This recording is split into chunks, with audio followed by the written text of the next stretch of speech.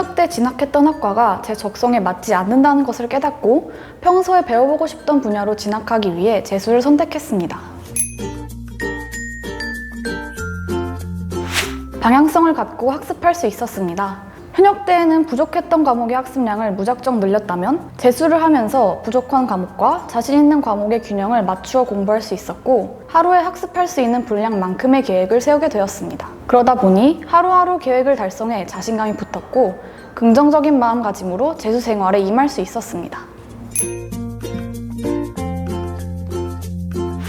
주변 친구들과 선배들의 추천이 많았습니다. 다녔던 사람들이 많이 추천을 한다는 것에는 이유가 있을 것이라고 생각했습니다. 그뿐만 아니라 집에서 가깝기 때문에 이동 시간을 줄일 수 있고 체력 관리에 유리할 거라고 생각해 분당 청솔학원을 선택하게 되었습니다.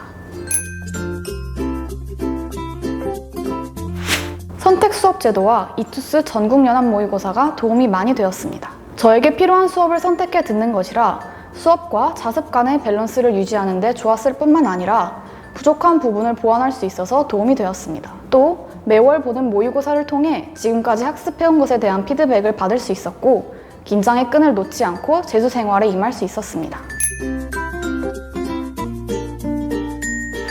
전략담임 선생님께서 입시를 맡아주셨기 때문에 오로지 학습에만 열중할 수 있었습니다. 학원 생활에서 고민이 생길 때에는 담임 선생님께 조언을 구하면 시원하게 해결할 수 있었고 지도 선생님들께서 면학 분위기를 조정해 주셨기 때문에 편하게 공부할 수 있었습니다.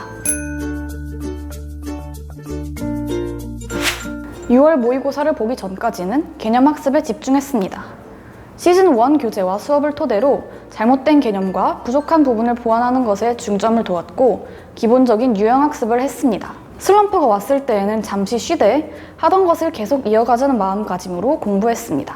9월 모의고사 이후에는 지금까지 봤던 이투스 모의고사와 주말 테스트를 토대로 반드시 채워야 할 약점과 저의 강점을 정리하여 수능 전까지 학습할 내용을 정리하였습니다. 주간계획표와 플래너를 작성하는 것과 긍정적인 마음가짐을 가지는 것입니다. 주간계획표를 작성하고 전략담임 선생님께 피드백을 받는 것을 수능 전까지 매주 진행하여 올바른 방향성을 갖고 공부할 수 있었습니다. 또 그날 공부했던 내용을 정리하고 잘한 점과 부족한 점을 플래너에 기록하면서 오늘도 이만큼 했구나 라는 긍정적인 피드백을 스스로 주었습니다. 긍정적인 마음가짐이 중요합니다. 하면 된다는 마음을 갖고 공부하다 보면 자신감이 높아지고 성적 또한 자연스럽게 따라올 것입니다. 분당 청솔 선생님께서 해주시는 조언들을 긍정적으로 받아들이고 자신의 것으로 만든다면 좋은 결과가 있을 것입니다.